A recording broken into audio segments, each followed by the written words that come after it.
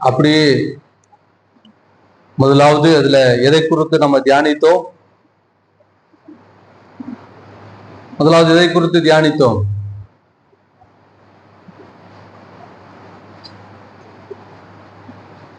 ஜெபத்தை கேட்டு ஆண்டவர் அவர்களுக்கு முதலாவது கொடுத்த பதில் என்ன?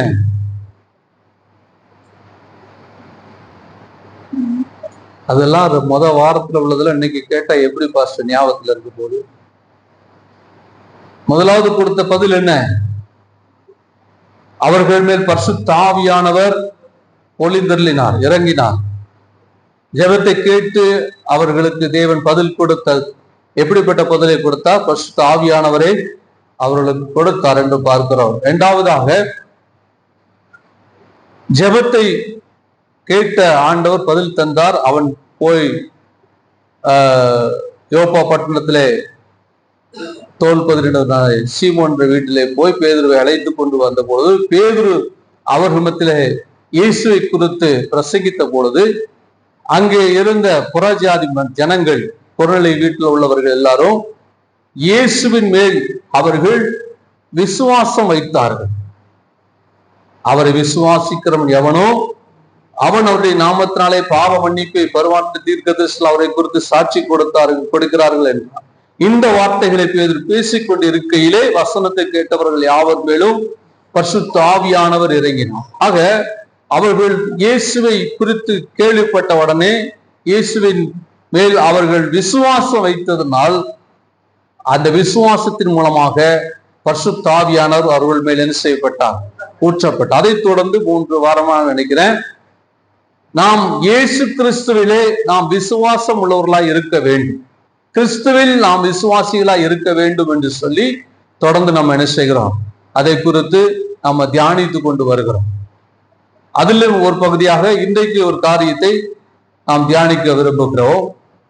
1 கொரிந்தியர் புஸ்தகம் 2ஆம் அதிகாரம் 4ஆம் வசனத்தை வாசிக்கலாம். 1 கொரிந்தியர் 2ஆம் அதிகாரம் 4ஆம் வசனம்.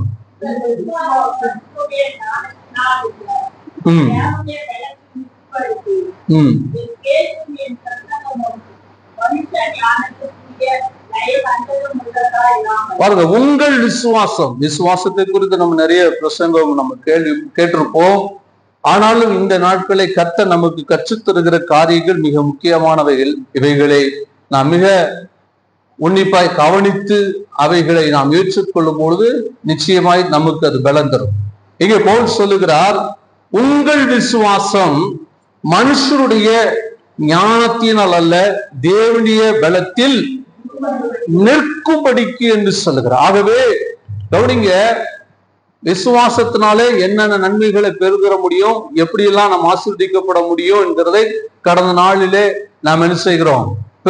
அதை அறிந்து கொள்ள கற்ற உதவி செய்தார். அப்ப எல்லாவற்றுக்கும் ஒரு அஸ்திபாரமா இருக்கக்கூடியது அப்படின்னா விசுவாசம். விசுவாசத்தினால் நீதிமான். அப்ப எல்லாவற்றுக்கும் அஸ்திபாரமா இருக்கிறது. இப்போ அடுத்த ஒரு கேள்வி என்னவென்றால், இந்த விசுவாசத்தில் நாம் நிற்க வேண்டும். நிற்கிறோமா? அதுதான் கேள்வி.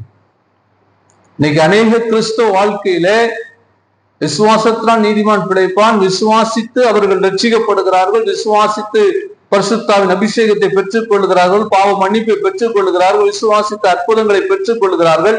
ஆனா விசுவாசத்தில் நிற்கிறார்களா? விசுவாசத்தில் நிற்கிறார்களா என்றால் அதான் இல்லை. எத்தனையோ பரிசுத்தவான்கள் நம்முடைய இந்தியாவிலே, தமிழ்நாட்டிலே எத்தனையோ சில பரிசுத்தவான்கள் விசுவாசத்தில் நில்லாமல் விழுந்து போனது.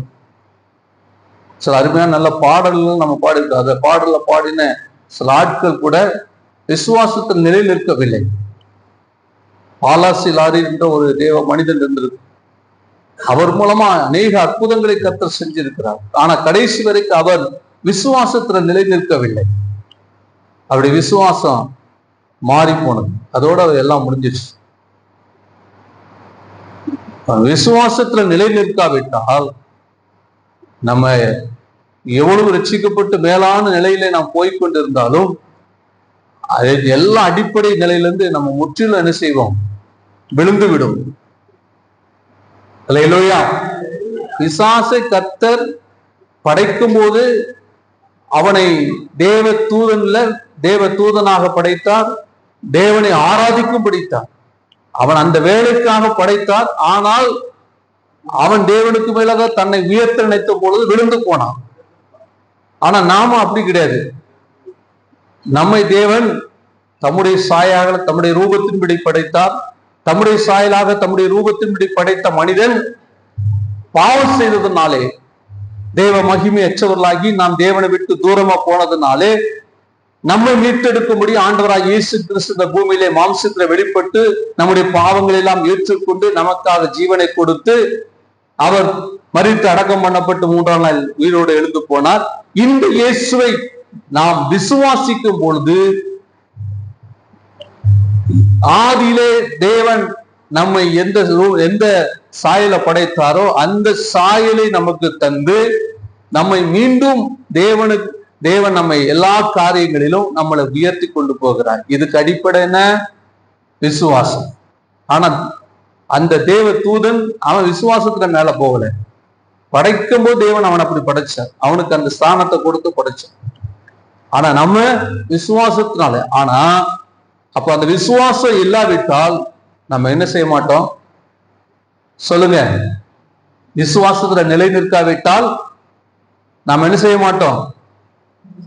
நிலை நிற்க மாட்டோம். எவ்வளவு மேல போனாலும் நிலை நிற்க முடியாது. அப்போ விசுவாசத்தில் நாம் என்ன செய்ய வேண்டும்? நிலை நிற்க வேண்டும். அல்லேலூயா. அதான் அங்க பவுல் சொல்ல, உங்கள் விசுவாசம் மனுஷருடைய ஞானத்தினால் அல்ல, தேவனுடைய பலத்தில் நிற்க வேண்டும். அப்படி விசுவாசத்திலே நாம் நிற்க வேண்டும் என்று சொன்னால் எதுல நிற்கணுமா? தேவனுடைய பலத்தில் நாம் நிற்க வேண்டும். உங்கள் விசுவாசம் அதாவது அந்த 2 வரியை எடுத்துட்டு 2 காரியத்தை எடுத்து, மனுஷனுடைய ஞானத்தில் அல்லன்றதை எடுத்துட்டு உங்கள் விசுவாசம் தேவனுடைய பலத்தில் நிற்கும்படிக்கு. அப்ப உங்கள் விசுவாசம் எப்படி நிற்கணும்? அநேக நேரங்களில் நம்ம எப்படி மாறிடுறோம் அப்படின்னு சொன்னா, நம்முடைய விசுவாசம் நம்முடைய ஞானத்தில் நிற்கும்படிக்கு நாம் விசுவாசத்துல நாம் நிலை நிற்க தேடுறதுனால்தான் நம்முடைய ஞானத்தில் நாம் விழுந்து போகிறோம். அல்லேலூயா, அல்லேலூயா.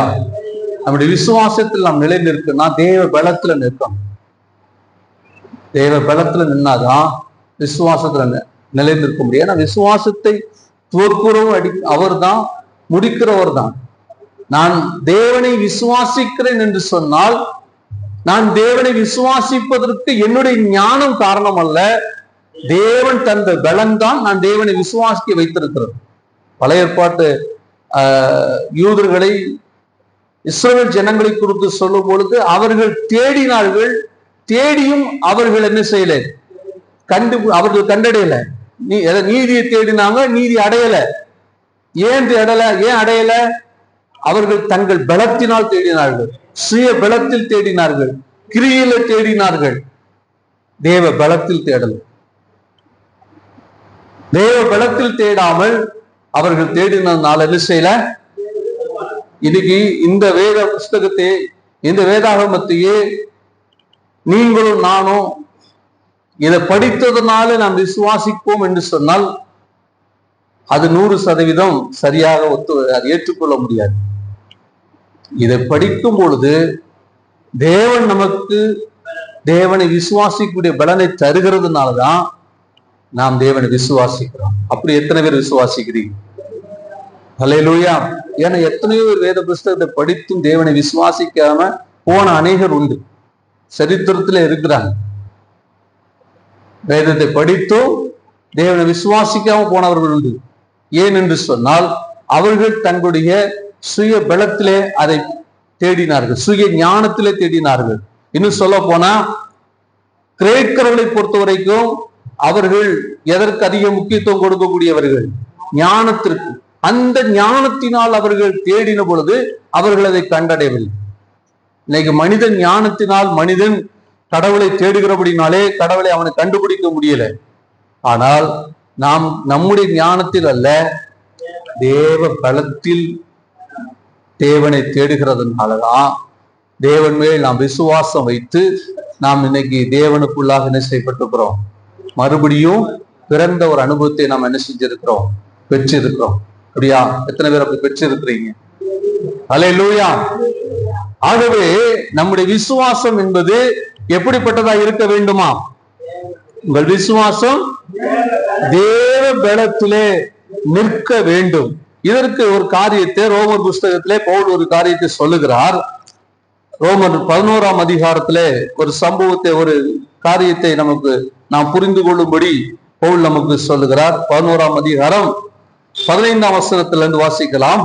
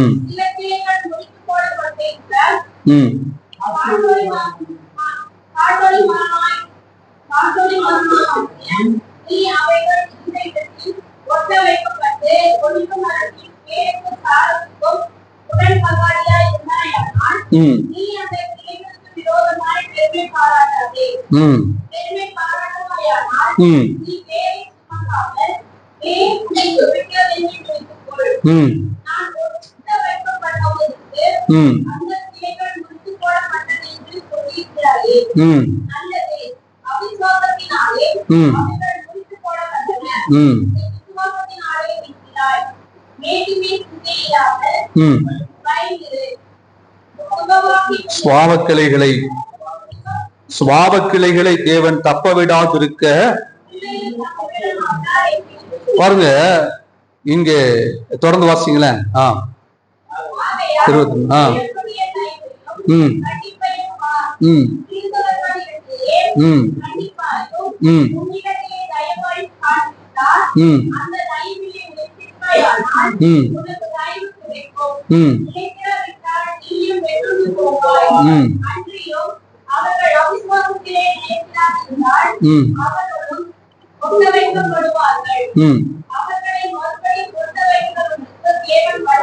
சரி, போதும். பாருங்க, அருமையான ஒரு உதாரணத்தை பவுல் சொல்லுகிறார். இஸ்ரவேல் ஜனங்கள் எந்த உதாரணத்தை இயேசு பேசினாலும் இஸ்ரவேல் ஜனங்களுக்கு அவங்களுக்கு மிக பரிட்சமான பழக்கமான ஒரு காரியத்தை கொண்டு பேசுகிறோம். அதே மாதிரிதான் பவுல் ஏற்கனவே இந்த ரோமர்ல நம்ம போன வாரமும் அது முன்னோரை தியானிக்கும் போது பவுல் ஆபிரகாமை குறித்து பேசுகிறார். ஆபிரகாம் விசுவாசித்தால் அது அவனுக்கு நீதியாக எண்ணப்பட்டது. ஏன் ஆபிரகாம் என்ன? அவங்க தன்னுடைய முற்பிதாக்கள், இஸ்ரவேல் ஜனங்களுடைய முற்பிதா ஆபிரகாம், அவனை மிகவும் அறிந்திருந்த ஒரு கூட்டம். அவங்க நியாயப்பிரமாணத்தை அறிந்திருந்தார்களோ இல்லையோ, ஆபிரகாமை குறித்து, முற்பிதாக்களை குறித்து நன்கு அறிந்திருக்கிறார்கள். அது மட்டும் இல்ல, அந்த முற்பிதாக்கள் மேல் அவர்களுக்கு ஆழமான நம்பிக்கையும் உண்டு. ஆகவேதான் அந்த முற்பிதாவை குறித்து பேசுகிறோம். அதே போலதான் இந்த இடத்துல ஒலிவு மரத்தை குறித்து பேசுகிறோம். ஒலிவு மரம் என்பது இஸ்ரவேல் ஜனங்களுக்கு பரிச்சயமான நல்ல அவங்களுக்கு அவங்க அதிகமா பார்க்கிற ஒரு மரம். அப்போ இந்த ஒலிவு மரத்தை குறித்து பேசும் பொழுது அங்கே பவுல் சொல்லுகிறார்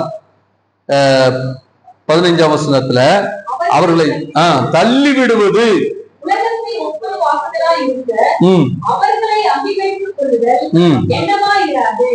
முதலாவது சொல்லுகிறார் அவர்களை தள்ளி விடுவது. இஸ்ரவேல் ஜனங்களை தேவன் தள்ளி விட்டாரா அப்படின்னா தள்ளி விட்டார். எப்படி தள்ளி விட்டார்னா, அவிசுவாசத்தினாலே அவர்களே தள்ளப்பட்டார்கள். அவர்கள்தான் ஆபிரகாமுடைய சந்ததி. ஆபிரகாமுடைய சந்ததியா இருந்தாலும் அவர்களை அவிசுவாசத்தினாலே அவர்கள் என்ன செய்தார்கள்? அவர்கள் தள்ளப்பட்டார்கள்.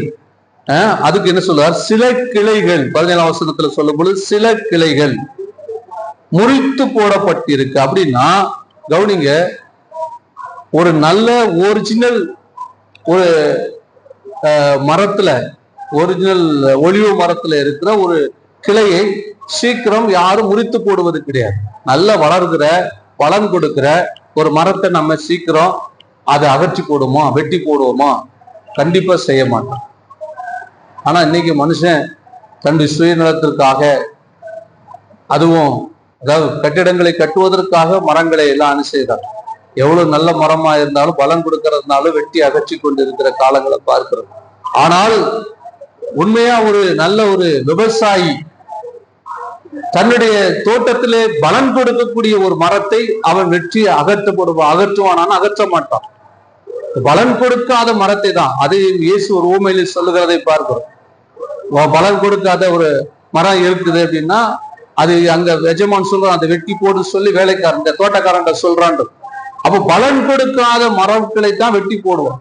ஆனா இங்கே பலன் கொடுக்கக்கூடிய மரமாகத்தான் ஆண்டவர் இந்த இஸ்ரவேல் ஜனங்களை ஏற்படுத்தினார். இன்னும் பழைய ஏற்பாடு காலத்துல பல இடங்கள்ல தீர்க்க தரிசனத்துல நல்ல திராட்சரச செடியை கொண்டு வந்து நாட்டினேன், உயர்குல திராட்சை செடியை கொண்டு நாட்டினேன் அப்படிலாம் சொல்லி கொண்டு வருகிறார். அப்போ ஆபிரகாமுடைய அந்த சந்ததியை தேவன் பார்க்கும்போது அது ஒரு நல்ல செடியா தான் பார்க்கிறார், நல்ல ஒரு ஒலிவ மரமாக தான் பார்க்கிறார், நல்ல பலன் கொடுக்கக்கூடியதை தான் பார்க்கிறார். ஏன்னா ஆபிரகாம் அப்படி இருந்தான், அவன் தேவனை விசுவாசித்து அது நீதியா என்னப்பட்டது சொல்லப்பட்டபடி அவனுடைய சந்ததியை அப்படித்தான் ஆண்டவர் பார்த்தார். ஆனா இவர்கள் தேவனை விட்டு அவர்கள் அவிசுவாசத்தினால் விலகிறதுனால கர்த்தர் என்ன செய்கிறாராம், சில கிளைகள் முறித்து போடப்பட்டது. அப்படி ஆபிரகாம் சந்ததியில என்ன செய்தார் ஆண்டவர், சில கிளைகள் எல்லாத்தையும் அடிக்கல. பழைய ஏற்பாடுலையும் பார்த்தீங்கன்னா புதிய ஏற்பாடுலையும் பாருங்க, ஆண்டவர் இஸ்ரவேல் ஜனங்களை அழிச்சாலும் மொத்தம் அழிக்கல. அதாவது மோசே சீனாய் மலையிலிருந்து இறங்கி வரும்பொழுது எல்லாரும் கன்றுக்குட்டியை உண்டாக்கி பாவம் செய்தார்கள். எல்லாரும் செய்தார்களா, ஒரு சிலர் செய்தார்களா? எல்லாருமே செய்தாங்க. அவங்க எல்லாம் நாங்க பின்பற்றி வந்த மோசையை காணும், எங்கள் நடத்தி வந்த மோசையை காணும் சொன்ன உடனே ஆரோன் போர் கண்குட்டி செஞ்சு அதோ இதுதான் நடத்தி வந்த உங்களை தெய்வம்னு சொன்னோன்னே எல்லாரும் வழிபட்டாங்க. அப்ப எல்லாரையும் ஆண்டவர் அழிச்சாரா, கொஞ்சம் மட்டும் அழிச்சாரா? அங்கேயும் தேவனுடைய கிருபை தயவு வெளிப்படுகிறத பாருங்க. ஆண்டவர் அங்க எல்லாரையும் அழிக்கல, கொஞ்சம் மீதியாக வைத்தார். ஆகாப் ராஜாவுடைய காலத்துல ரொம்ப ஜனங்கள் பாவம் செஞ்சாங்க, வைக்கிற ஆராதனைகள் பெருகி இருந்துச்சு. என்ன போனா ஆகாப் ராஜாவுடைய நாட்கள்ல பாகாலி தீர்க்கதரிசிகள் பெருகி இருந்தாங்க. அப்படிப்பட்ட காலத்துல எலியா சொல்றான், ஆண்டவரே நான் மட்டும்தான் மீதியா இருக்கிறேன் அப்படின்னு. என்னையும் கொள்றதுக்கு வகை தேடுறான் போது ஆண்டு சொல்றாரு, இல்லப்பா இன்னும் பாகாலுக்கு முழங்கால் கொடியிடாது 7000 பேர் என்ன செஞ்சிருக்கிறேன்.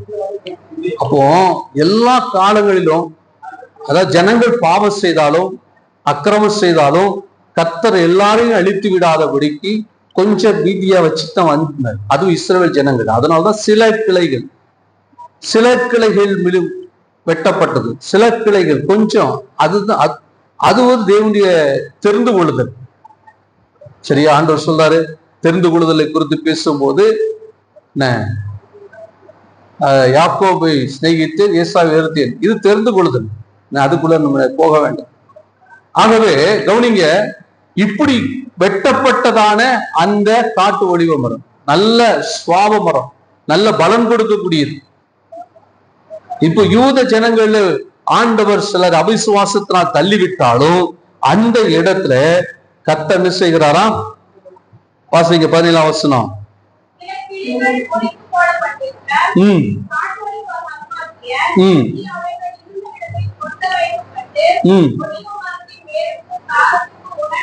பாருங்க, நல்ல பலம் தரக்கூடிய உயர்ரக நல்ல மரத்திலிருந்து கிளைகள் வெட்டப்பட்டு காட்டு ஒலிவ மரம், காட்டு ஒலிவ மரங்கள் நல்ல பலம் தரக்கூடிய அந்த மரத்தை போல அல்ல, இது வளரும். ஆனா என்ன இருக்காது, பலன் இதுல எதிர்பார்க்க முடியாது. சில காட்டு மரங்கள் வேற பிறகுக்கோ மற்ற காரியங்களுக்கோ சில உதவி செய்யுமே தவிர அவைகளை வளர்க்க முடியாது. அவர்களை என்ன செய்ய முடியாது. காட்டு மரம் காட்டுல தான் அது தேவை, அது காட்டுக்கு தேவை, அது வளர்ந்தா காடுக்கு ரொம்ப அவசியம். ஆனா அதை கொண்டு போய் நாட்டு பகுதியில் என்ன செய்ய முடியாது. விவசாயத்துல அது பலனுக்கு எதிர்பார்த்து வளர்க்க முடியாது. ஆனா அது காட்டு தேவை. காட்டு மிருகங்களை கொண்டு போய் வீட்டுல வளர்க்க முடியாது. யானையை கட்டி வீட்டுல தீனி போட முடியுமா? காட்டு விலங்கு காட்டுல தான் வளர முடியும். அதே மாதிரி காட்டு ஒளிவ மரங்கள் இவைகள் பலனற்றதா இருக்கிறதாலும் இப்ப ஆண்டவர் சொல்றாருன்னா, இந்த காட்டு ஒளிவு மரத்துல சில கிளைகளை எடுத்து என்ன செஞ்சிருக்கிறா, இந்த நல்ல பலன் தரக்கூடியதான வெட்டப்பட்ட அந்த சுவாப கிளைகள், அந்த ஒரிஜினல் மரத்தோடு இணைக்கிறார். அப்போ இந்த காட்டு ஒளிவு மரம் என்பதுதான் புறஜாதிகளாய் இருக்கிற நம்மை குறித்து சொல்லப்பட்டிருக்கிறது. இவர்கள் விசுவாசத்தினால் அது என்ன செய்யப்பட்டார், ஆண்டவர் ஒட்ட வைத்திருக்கிறார். வாசிங்க அதுல தொடர்ந்து.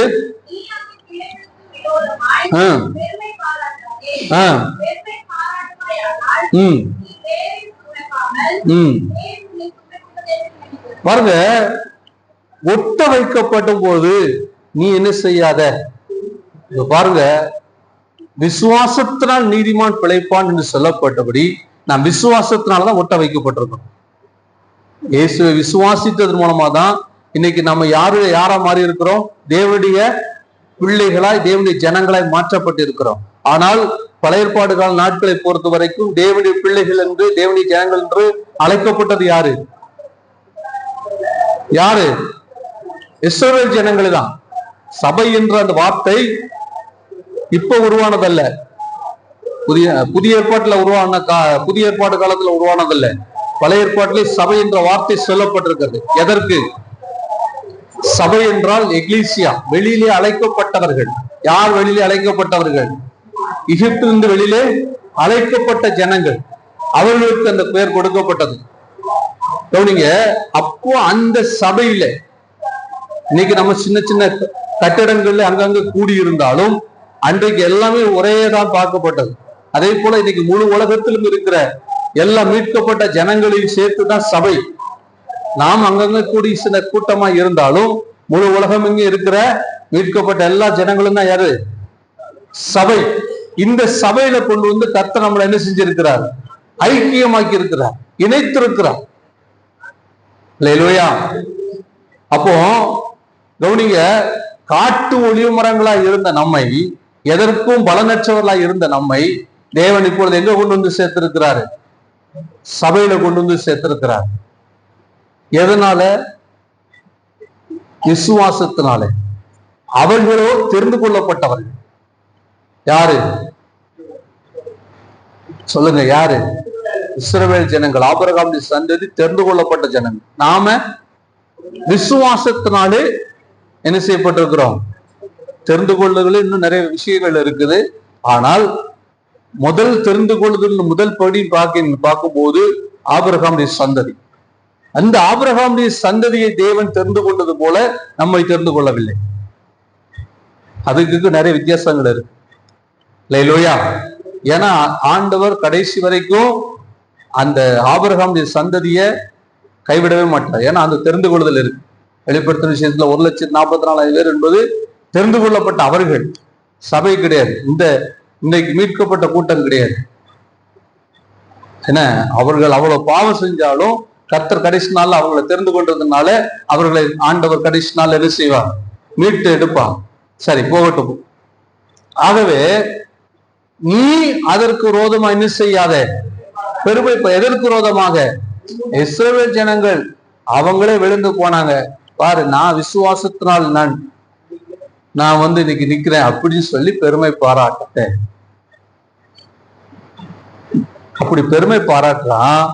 நீ தேவனுடைய பலத்துல பெருமை நிக்கிறேன்னு நினைக்காம, நிலை நிற்காம, நீ உன்னுடைய ஞானத்தினால் நிலை நிற்கிறதா? உன்னுடைய விசுவாசம், என்னுடைய விசுவாசம், இந்த எண்ணம் நமக்குள்ள வந்துச்சுன்னா நாம் விசுவாசத்துல நிலை நிற்க மாட்டோம். அல்லேலூயா. அநேகர் என்ன நினைக்கிறாங்க அப்படின்னு, அன்னைக்கு நம்முடைய விசுவாசம் என்பது நம்முடைய ஞானத்தினால் உண்டானதாக.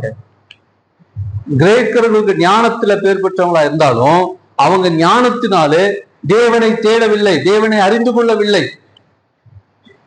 இன்னைக்கு உலகத்துல நம்மளை விட ஞானத்துக்கு பேர் பெற்ற ஜனங்கள், நம்மளை விட ஞானவான்கள், நம்மளை விட கல்விமான்கள் இந்த உலகத்துல இருந்தாலும் அவர்கள் மெய்யான தேவனை இன்னும் அறிந்து கொள்ளவில்லை. ஏன் அறிந்து கொள்ளவில்லை? நம்மளை விட அவர்களுக்கு ஞானம் இருக்குது. எவ்வளவோ நம்மளை விட பெரிய காரியங்களை சாதிக்கக்கூடிய மனிதர்கள் இந்த உலகத்துல இருக்கிறாங்க. ஆனா அவர்கள் எல்லாம் மெய்யான தேவனை அறிந்து கொண்டு இருக்கிறார்களா?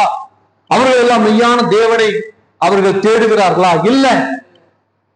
எவ்வளவு படித்து நல்ல அறிவு இருந்து கூட இன்னைக்கு மனிதன் எதை தேடுகிறான்? பார்க்காத கேட்காத ஊமையான விக்கிரங்களை தேடுகிறான். அப்படி என்றால் அவர்கள் ஞானம் அவர்களுக்கு உதவி செய்யல, அவர்கள் அறிவு அவர்களுக்கு உதவி செய்யல. ஆனா படிப்பறிவில்லாத ஏழை பாமர மக்களா இருக்கிற கூட தேவனை தேடி வர்றதுக்கு காரணம் அவர்கள் ஞானம் அல்ல, தேவ பலன். எத்தனை பேர் விசுவாசிக்கிறீங்க? தேவ பலன். இங்க பவுல் அதுதான் சொல்ல, நீ தேவ பலத்துல நில்லு. காட்டு ஒளிவ மரமா நீ, காட்டு ஒளிவ மரம். சுவாபக்கிளையை தேவன் முறித்து விட்டார். சுவாபக்கிளையை முறித்து விட்ட ஆண்டவர் உன்னை கொண்டு போய் அதுல என்ன செஞ்சிருக்கிறாரு? ஒட்ட வச்சிருக்க. அவன் தெரிந்து கொள்ளப்பட்டவன், நீ விசுவாசத்தினால் ஒட்டப்பட்டிருக்கிற. புரியுதா? அவங்களுக்குள்ள தேவன் அவர்களுக்குள்ள தெரிந்து கொள்வது வேற, நமக்குள்ளது வேற. அப்படி இருக்கும்போது வாசிங்க, தொடர்ந்து வாசிங்க. அதுல வாசிங்க 18ஆம் வசனத்தை வாசிங்க.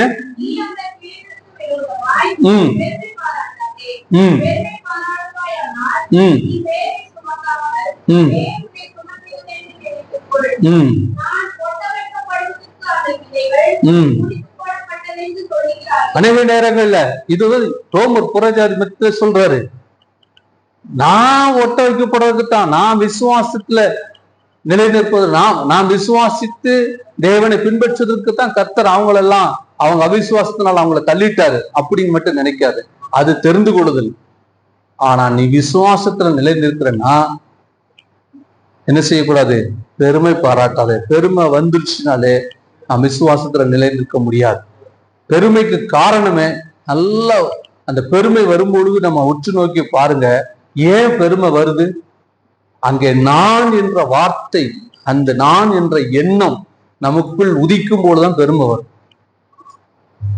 எங்க பெருமை வருது? எங்க பெருமை வருது பாருங்க. எங்கே நான் என்ற எண்ணம் உதிக்குதோ அங்க பெருமை வரும். நான் செய்தேன், நான் பண்றேன், நான் அப்படின்னு எண்ணம் வர்ற இடத்துல பெருமை வரும். ஆனா அங்கே தேவன் எனக்கு தந்த விசுவாசம், அந்த பலத்தில் நான் நிற்கிறேன் என்று சொல்லும்போது நாம் ஒரு நாள் என்ன செய்ய மாட்டோம்? பெருமை பாராட்ட மாட்டோம். தொடர்ந்து வாசிங்க. அவை நீ சொல்றது சரி, ஒட்டப்பைக்கு வைத்து நான் கிளை முற்பட்டாலும் அவைகள் அவிசுவாசத்தினால் அவைகள் முறித்து போடப்பட்டது.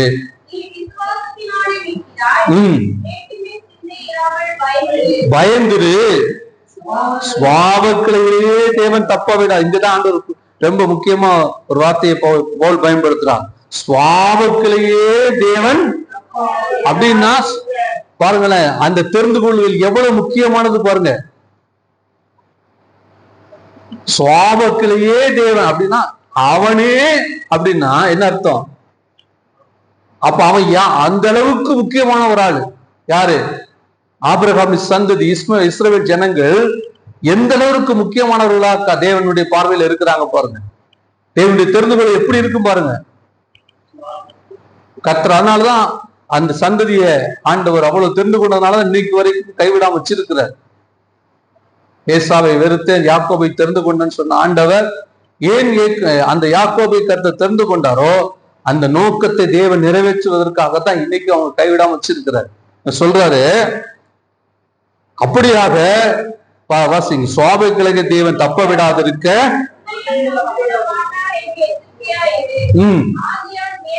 பாருங்க. அவனையே அப்படின்னா நீ ஏமாத்திரம், விசுவாசிக்கிற நீ ஏமாத்திரம். விசுவாசத்தினால் நீதிமான் பிழைப்பான் உண்மைதான். ஆனால் நீ அந்த விசுவாசத்துல நிலைத்திராவிட்டால் என்ன பண்ணவ? வெட்டுண்டு போவ.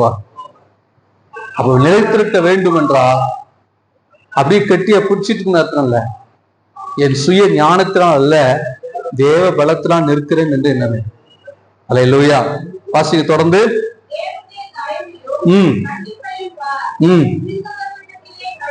பாருங்க, தேவன் அவர்களிடத்துல எவ்வளவு கண்டிப்பையும் உனக்கு எவ்வளவு தயவையும் இது தேவனுடைய தயவு. நீ நிக்கிறதுனா, நீ விசுவாசத்துல நிற்கிற நீ நினைக்காத, உண்மையில தேவன் வைத்த தயவு.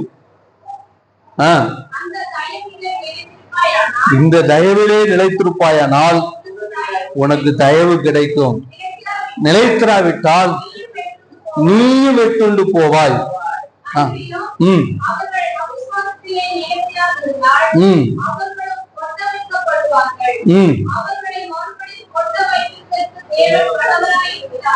பாருங்க, போதும். ஆகவே அவர்கள் அவிசுவாசத்தினாலே என்ன செய்யப்பட்டார்கள்? வெட்டப்பட்டார்கள். அவர்கள் அவிசுவாசத்தினாலே வெட்டுண்டு போனாலும் நீ விசுவாசத்தினாலே என்ன செய்கிறாய்? நிலைத்திருக்கிறாய்.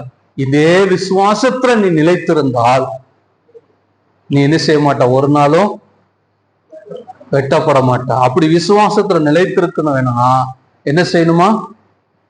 தேவ பலத்துல நிலை நிற்க, என்னுடைய ஞானத்துல இல்ல. சில நேரங்கள்ல நம்முடைய வாழ்க்கையில நம்ம ஒரு ஆரம்பம் நல்லாதான் இருக்குது, போக போக எல்லாம் மாறிடும்.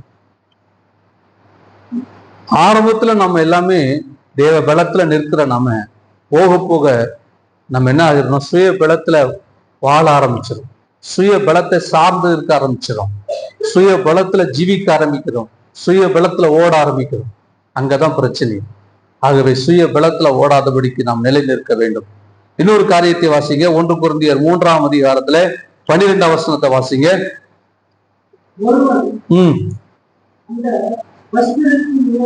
அஸ்திவாரத்தின் மேல்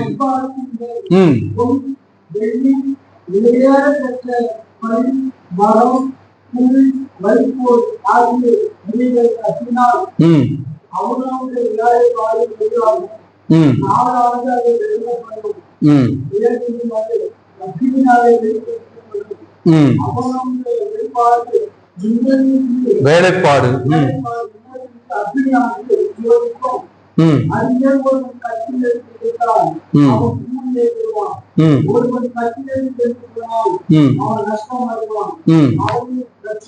அவன் ரட்சிக்கப்படுவான்.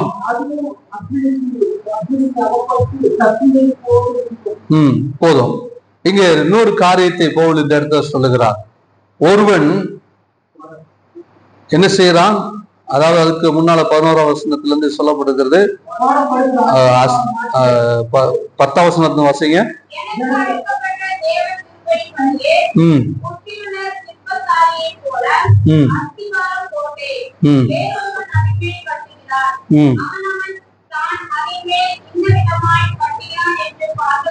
பாருங்க, ஒரு புத்தியுள்ள சிற்பாசிரியை போல நான் என்ன செய்கிறேன்?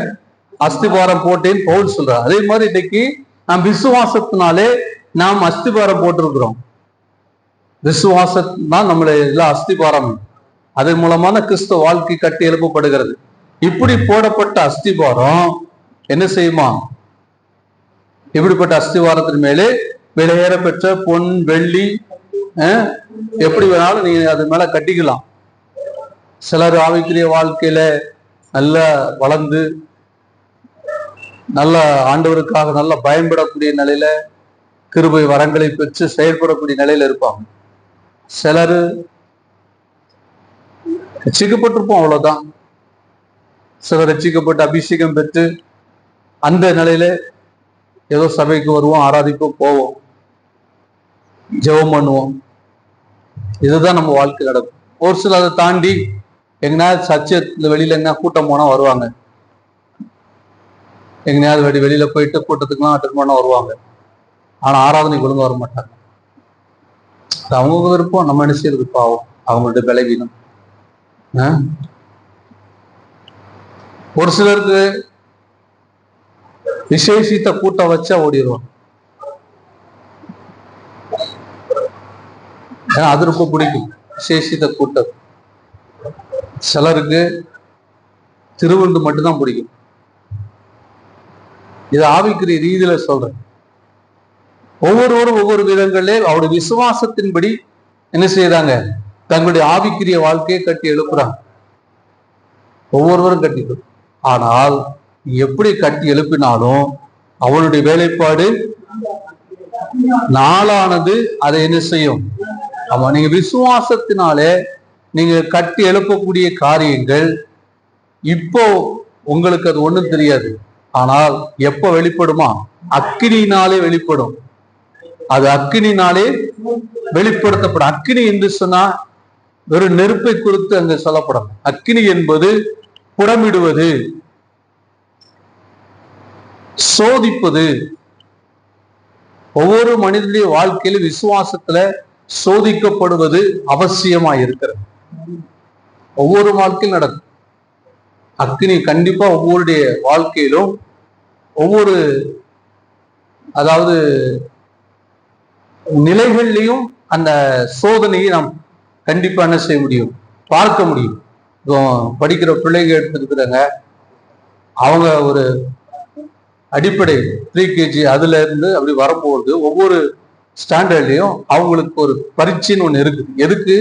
அவங்களை சோதித்து பார்ப்பதற்கு, இவர்கள் அடுத்த நிலைக்கு போவதற்கு தகுதியா. எதுக்கு அந்த பரீட்சை?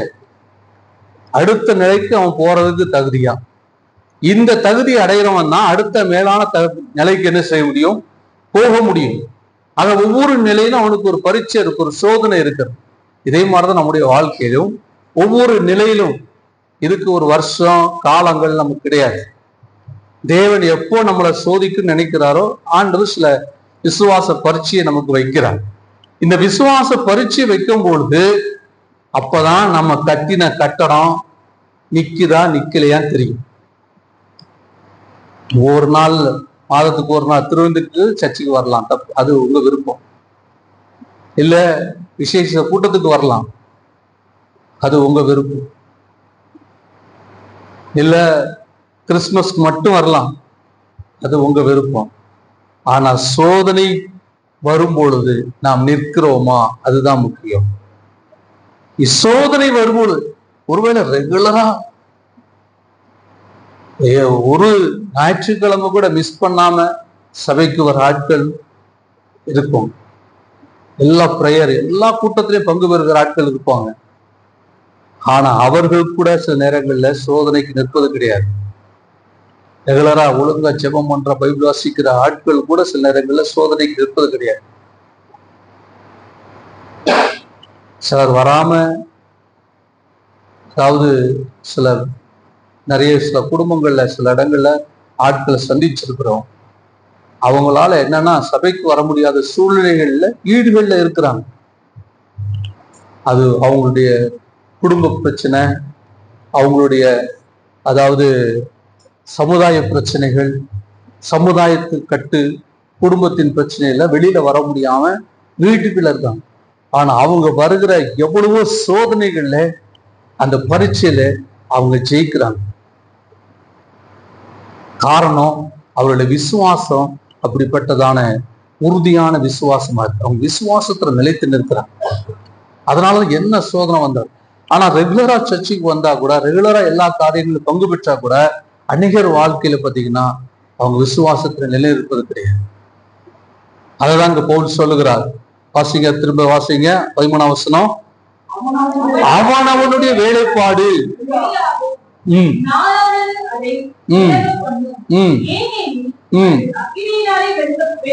அக்னினாலே வெளிப்படுத்தப்படும். அவன் அவனுடைய வேலைப்பாடு தன்மை உள்ளதென்று பாருங்க. நம்முடைய விசுவாசம் எப்படிப்பட்டதென்று நம்மளை வெளிப்படுத்தக்கூடியது எது தெரியுமா? அக்கினி, சோதனை. நான் நல்ல விசுவாசம் உள்ள மனுஷன், நான் விசுவாசத்துல உறுதியா இருக்கிறேன், என்ன யார் அசைக்க முடியாதுன்னு நீங்க நினைக்கலாம். ஆனா நீங்க நினைக்கிறதல்ல, உங்க வாழ்க்கையில வருகிற சோதனை தான் உங்களை ப்ரூஃப் பண்ணும், உங்களை நிரூபிக்கும். அல்லேலூயா. நீங்க எப்படிப்பட்ட விசுவாசியா இருக்கிறீங்க என்பது உங்கள் வாழ்க்கையில வருகிற சோதனை தான் நிரூபிக்குமே தவிர நீங்க நினைக்கிறதல்ல, இன்னொருத்தர் சொல்றதல்ல. நான் சொல்லலாம், அந்த பிரதர் பான், அந்த சகோதரி எவ்வளவு நல்ல விசுவாசம் உள்ள சகோதரி, அந்த சகோதரன் நிறைய நேரங்கள் அப்படி சிலரை கூப்பிட்டு நம்ம சர்டிபிகேட் கொடுத்தே பொய்யாயிட்டு, அவங்க நல்ல சகோதரன், ஒரு நல்ல சகோதரி சொன்ன அதே வாய திரும்ப அவங்கள குறித்து குறை சொல்ல நிலைக்கு மாறிடும். ஏன் தெரியுமா? நம்ம நினைக்கிற மாதிரி அவங்கள விசுவாசம் சோதனைக்கு நிற்பது கிடையாது. சிலர் இருக்கிறாங்க, வெளியில ஒண்ணுமே தெரியாது, ஆனா உள்ள அவர்களுக்குள்ள இருக்கிற அந்த விசுவாசம் மிக உறுதியா இருக்கு. அவங்க விசுவாசத்துல நிலைநிறுத்துறாங்க. அல்லேலூயா. அதான் சொல்லுகிறது, அது எத்தன்மை உள்ளது என்பது அக்கினியானது. அப்போ இன்றைக்கு நாம் கட்டி எழுப்புகிற கட்டிடம் வெளியில எவ்வளவு அலங்காரமா இருக்கிறது, எவ்வளவு பிரமாண்டமா இருக்கிறது, எவ்வளவு மகிமை உள்ளதா இருக்கிறது என்பதல்ல, நாம் இன்னைக்கு கட்டி எழுப்புகிற நம்முடைய ஆவிக்குரிய ஜீவியத்தை நாளைக்கு வெளிப்படுத்தக்கூடியது அக்கினி தான் வெளிப்படுத்தும். அல்லேலூயா, அல்லேலூயா. அப்படி அக்கினியா வெளிப்படுத்தும். வாசியை தொடர்ந்து. அது மட்டும் இல்ல, அது நிலைத்தாதான் நீங்க கூலியை பெற முடியும். அக்கினிக்கு நிலைக்காவிட்டால் அதற்கு என்ன செய்யாது? கூலி நன்னத்தம் பலன். தேவனுடைய வருகையிலே நாம் எந்த அளவுக்கு விசுவாசம் உள்ளவரா இருக்கிறோமோ அதற்குரிய பலனை தேவன் நமக்கு தருவார். ஏன்னா மனுஷகுமார் வருகிற நாட்களிலே அவன் இத்தனை கோடி ஆத்துமாவை ஆதாயம் பண்ணி இருக்கிறான் என்று பார்க்க போறது கிடையாது. என்ன பார்ப்பாராம்?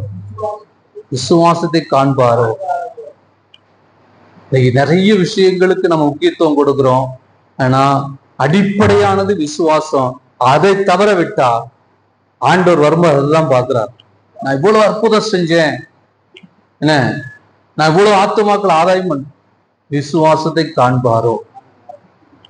அல்லேலூயா. நீங்க கூலியை பெறணும் அப்படின்னு சொன்னா, நீங்க கட்டினது நிலைநிற்க வேண்டும் என்று சொன்னா, எதுல நிலைநிற்க வேண்டும்? விசுவாசத்தை நிலைநிற்க வேண்டும். தொடர்ந்து வாசிங்க. நஷ்டமடைவான்,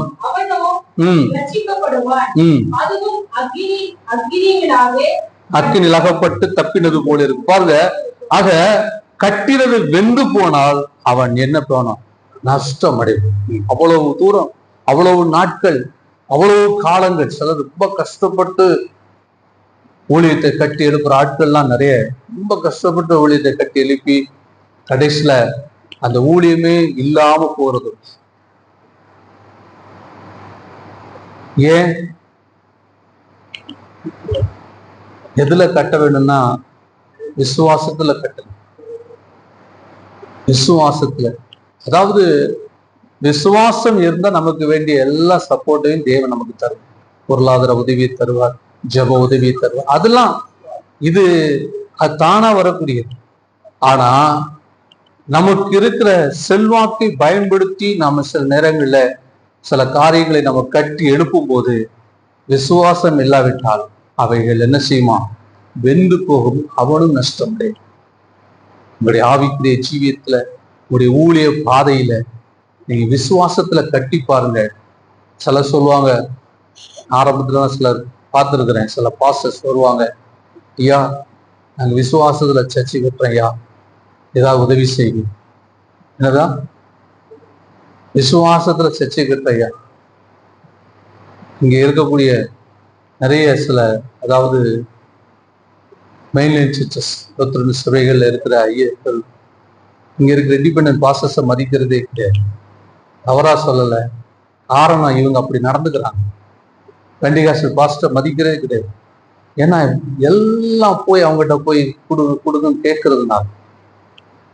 விசுவாசத்துல ஆண்டவர் அழைச்சா விசுவாசத்துல நிலை நிற்கணும். போய் சும்மா போய் எல்லாரும் போய் கையெழுத்திட்டே இருந்தா அப்ப என்ன நினைப்பாங்க? பொழப்புக்காக வந்திருக்கிறான், நம்ம மதிக்க மாட்டோம். அப்படிதான் இருக்கு. ஆனா அப்படி பாருங்க, அப்படி ஆரம்பிக்கிற ஊழியம் ஏதாவது ஒரு சூழ்நிலையில முடங்கி போயிடும். நல்லா கட்டிடங்கள் எல்லாம் கட்டிட்டு விட்டுட்டு போயிருக்காங்க சிலர். உலகத்துக்கு யாராவது ஒருத்தர் சப்போர்ட் பண்ணி, எங்க இருந்தா அவங்களுக்கு எங்க இருந்தா சப்போர்ட் கிடைக்குன்னு தெரியல, எங்க இருந்தா பணம் கிடைக்குன்னு தெரியல, எப்படியாவது பணம் கிடைச்சிருக்கு. யாரை கொண்டா பிடிச்சிடாங்க கேட்டா, எனக்கு ஆப்பிரிக்கால இருந்து இந்த ஒரு ஃபேமிலி வந்தாங்க, எங்க சர்ச்சை பார்த்தாங்க, உடனே கொடுத்தாங்க. ஆனா நமக்குலாம் ஆப்பிரிக்காலும் வரமாட்டேங்காங்க, அமெரிக்காலும் வரமாட்டேங்க.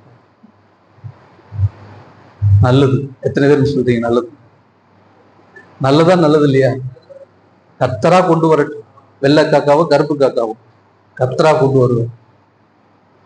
ஆனா கட்டிட்டு கடைசியில சபையை விட்டுட்டு போயிடுவாங்க. அப்படி நிறைய சபைகள் இருக்கு. என்ன இடத்துல கூட சில இந்த இடத்துல ஒரு சபை இருக்கு, அதை பொறுப்படுத்துறீங்களா? பொறுப்பு எடுப்பேன், ஃபுல்லா எங்க கண்ட்ரோல்ல தான் எடுப்பேன், உங்க கண்ட்ரோல் நான் இருக்க மாட்டேன். அல்லேலூயா. நீ காணிக்க கொடுப்ப, அதை கொடுப்பேன், அதுக்கெல்லாம் நான் ஊழியம் செய்ய வரல. சாபன போடு இருக்கும், நாங்க தான் செய்யணும். அல்லேலூயா. சிலர் அப்படி இருக்கிறாங்க. என்ன பண்றாங்கன்னா, நம்ம ஊழியம் செய்யணும், நம்ம பண்ணணும், அவங்க சம்பளம் அவங்க கொடுத்து அவங்க கீழே. அது ஊழியம் இல்லை, வேலைக்காரன். சம்பளத்துக்கு வேலை பார்த்துட்டு போகணும், வேலைக்காரன். நிறைய பேர் அப்படிதான் இருக்கிறாங்க. அல்லேலூயா. எத்தனை பேர் கேட்டாங்க என்கிட்ட, அந்த சபையை பொறுப்பெடுத்துவாங்க, இந்த சபையை பொறுப்பு. எந்த சபையை? நம்மளா சுவிசேஷம் ஆரம்பிக்கணும், சபையை கட்டி எடுக்கணும். எத்தனை பேர் விசுவாசிக்கிறீங்க? அதுதான் என்னுடைய நோக்கம். அதுக்காக அப்படி ஒரு வாய்ப்பு கிடைச்சுன்னா சரியான விதத்துல கிடைக்கிறதுக்கு நான் எப்பவும் ஆயத்தமா இருக்கிறேன். தவறான பாதையில போய் எதையும் நான் போய் ஐயோ பெரிய சபை பில்டிங் ஆட்கள் போய் ஏமாந்து நான் போய் என்ன செய்யறதில்லை, கவர்ச்சியை கண்டு இழப்போறது கிடையாது. ஏன்னா அது நிலைநிற்கு. அங்க இருக்கிற ஆட்கள் அப்படிதான் வளர்ந்துருப்பாங்க. அவங்கள வச்சு நம்ம ஒன்றும் பண்ண முடியாது. எந்த பாஸ்டர்ஸ் எந்த ஊழியக்காரர் அங்க இருந்தாங்கன்னா அந்த ஆட்கள் அப்படிதான் இருப்பாங்க. நம்ம போய் அங்க போய் ஒன்றும் சாதிக்க முடியாது. ஜனங்களை விசுவாசத்துல கட்டி எழுப்பணும், எல்லாத்தையும் கட்டி எழுப்பணும்னா அது நம்ம ரொம்ப சிரமம். அல்லேலூயா. சரி, அதுக்கு நான் போக விரும்பல. பாருங்க, அப்ப நம் விசுவாசத்துல நாம் கட்டி எழுப்பும் போது அது என்ன செய்யும்? நிலைநிற்கும். அப்படின்னா நாம் விசுவாசத்துல என்ன செய்யணும்? நிலைநிற்க வேண்டும். அப்போ பாருங்க, விசுவாசத்தை குறித்து ஏற்கனவே 2-3 வாரங்களா நம்ம தொடர்ந்து தியானித்தோம். இந்த வாரத்துல ஆண்டவர் நமக்கு சொல்லுகிற அடுத்த முக்கியமான காரியம், விசுவாசத்துல என்ன செய்? நிலைத்திரு. மறுபடியும் வாசிக்கலாம். 1 கொரிந்தியர் 2:4 வாசிங்க. உங்கள் விசுவாசம் மனுஷனுடைய ஞானத்தினால் அல்ல, தேவனுடைய பலத்தில். ஆகவே உங்கள் விசுவாசம், எல்லாரும் அந்த வசனத்தை எடுத்து வச்சுக்கோங்க. உங்கள் விசுவாசம், அதை விட்டுருங்க. மனுஷனுடைய ஞானத்தினால்ங்கிற வார்த்தையை விட்டுட்டு உங்கள் விசுவாசம் தேவனுடைய பலத்தில் நிற்கும்படிக்கு. எல்லாரும் சேர்ந்து சொல்லலாமா? என் விசுவாசம் தேவனுடைய பலத்தில் நிற்கும்படிக்கு. அல்லேலூயா. என் விசுவாசம் எதுல நிற்கணும்? தேவனுடைய பலத்துல நிற்கும் என்றால் உங்களை ஒருவரும் அசைக்க முடியாது. எத்தனை பேர் விசுவாசிக்கிறீங்க? உங்களை ஒருவரும் அசைக்க முடியாது.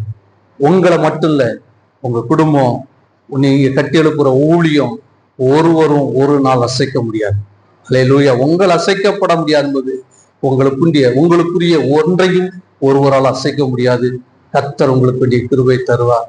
நாம் எழுந்து நின்று செபிப்போமா?